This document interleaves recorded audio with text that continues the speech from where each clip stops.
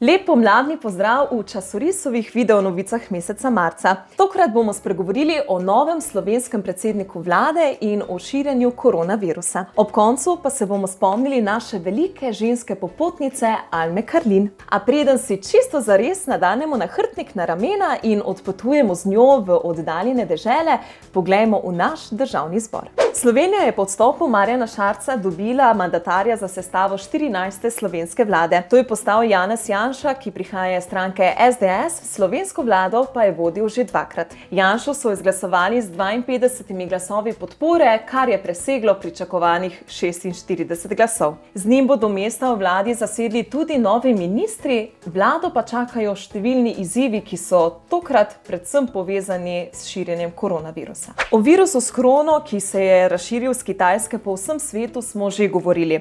Povedali smo, da imajo oboleli povišano telesno temperaturo, močno kašljajo, težko dihajo in nekateri žal celo umrejo. Virus se je pojavil tudi v Sloveniji in v državi so zato prepovedali zbiranje večjih množic v zaprtih prostorih.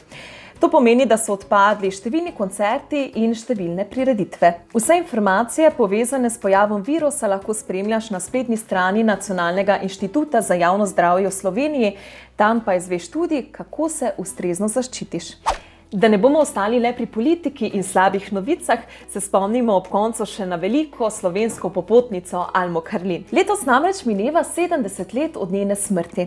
O tej priložnosti so pri Mladinski knjigi izdali slikanico z naslovom Mala Alma na veliki poti. Natisnjena je v dveh jezikih, v slovenščini in v kitajščini. Alma je bila namreč izjemna popotnica, pisateljica in prva slovenska antropologinja, ki je potovala s pisalnim strojem, kar si danes zelo težko predstavljamo. Najraje je proučevala značilnosti ljudstev, ki jih je srečevala na svoji poti in starodavna verstva. Mogoče bo prebiranje slikanice Mala Alma na veliki poti navdihnilo tudi tebe, da nekoč odpotuješ v oddaljene dežele.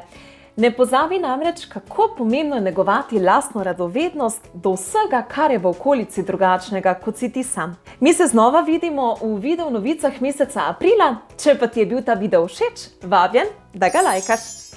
Imej se lepo in srečno!